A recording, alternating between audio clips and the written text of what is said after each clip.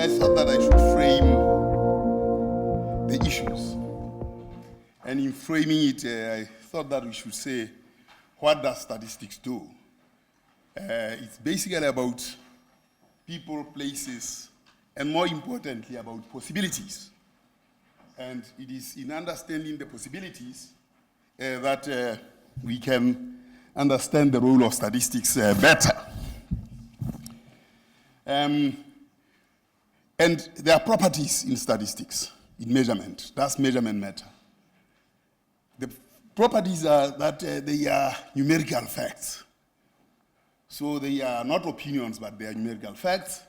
They are transparent and therefore enhanced predictability because they are transparent.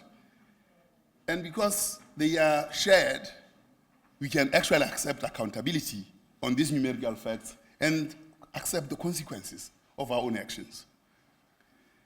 And if we are driving an agenda for results, we need to read from the same facts. And basically they are transformative because they drive will. I understand that there's something called political will, but you need will that is driven by facts, not just by emotions. So where do they start? You have to look at outcomes and put at the center the question of use, planning, monitoring, policy, and decision-making. I want to talk a little bit about will because many people talk about political will. There's nothing called political will, which is outside facts. Politicians don't just dream will. It has to be driven by facts, and in this regard, statisticians have to be involved in that process of will. And I have this busy matrix here. You will read it at your own time. But there are a few things that I want to focus on, which is the statistical leadership, strategic planning, statistical products, statistical processes, and organization and management. When we focus on those, we can actually drive that transparency, accountability, results, and transformation. In the matrix itself, we describe how perhaps these things should be driven. But will is driven and incorporates the notion of facts and the availability of facts to the politicians because they can't will things without substantiating those with facts. Now, I just want to show a few examples of how we use data and how we can use data. The multidimensional poverty I'll present tomorrow, but I want to frame the context within which evidence has to be presented and driven in a political environment. Here, what we have is a Johannesburg metro. And the intention, a policy intention, is to densify. That is, in terms of human settlements, the intention was densification. And this is census 2011, and the densification is supposed to be around here. That is the human settlements, high rise, and everything. Census 2011 gives us this kind of densification outside the area that is targeted. Even with transport, this area is not. So between the policy, intention, and settlement patterns, we find that the apartheid space persists. Now, with these facts, then political will can be driven to say, where did we go wrong? Why are we not densifying here, even with transport links? The second example, why is this not moving? The second example is around skills development. And South Africa, we are very obsessed with race, you know. And this is the African, black African like myself. This is around colors, that is the mulattoes. This is the Indian population, and this is the white population.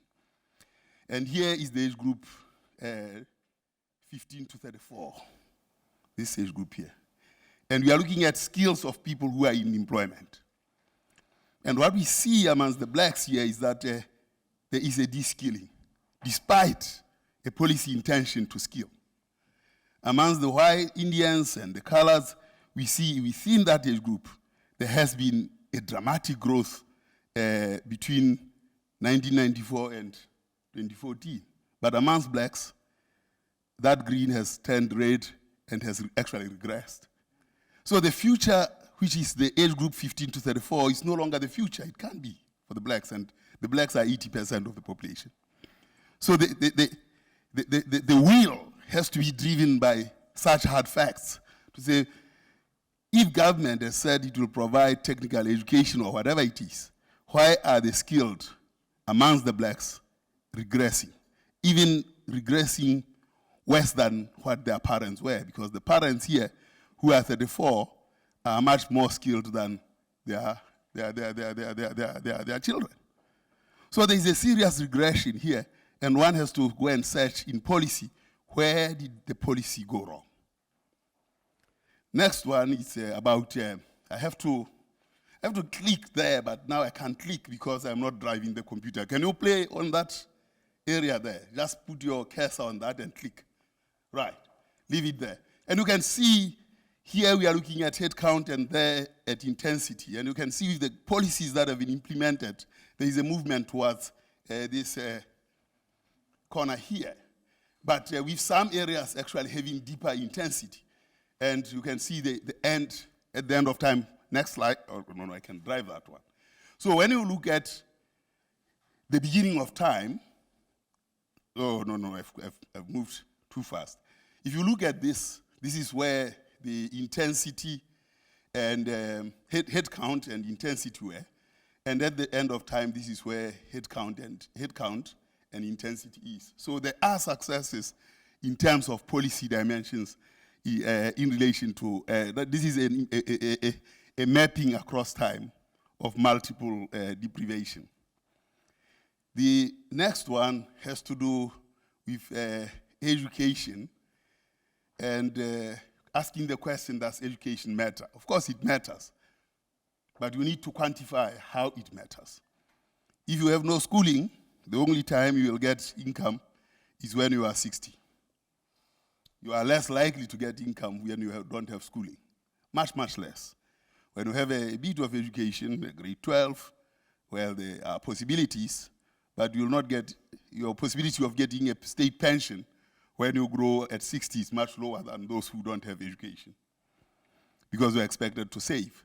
And of course, with diploma, much better, and with a degree, the chances are much better. So the whole question of how do you equip the population in schooling? I can see that you are approaching me now, and I'll be done. This is responses for 7 to 18-year-olds around how they see education. And here you can see the question around girls is, why are you not in school? It's females' stated family commitments. Of course, that's pregnancy of teenagers. You can see the difference. Males don't get pregnant, girls do, and then they drop out of school. Of course, boys say that education is useless. Here is an issue around distribution of schools, distribution of books.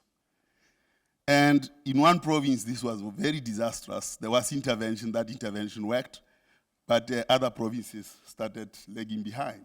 And you can monitor using statistics to look at this. And then, of course, on a quarter-by-quarter basis, you can see how the books are delivered. Now, what we need to do is to plan. And the plan is a platform. And that plan actually starts with looking at the possibilities, looking at what inputs have to be made, what processes, what products, and what outcomes, so that those possibilities are possible. If there is something called possibilities are possible. So a better life is quite possible through better statistics for a better plan, monitoring, and implementation. And reducing poverty is also possible through better statistics. And political will is all about political exposure to a set of numbers or clear facts, but that has to be accompanied by a determination, political determination, to use these facts in leading and managing possibilities for results. I will come to how we use multidimensional poverty tomorrow, but for now I wanted to frame the issues. Thank you very much.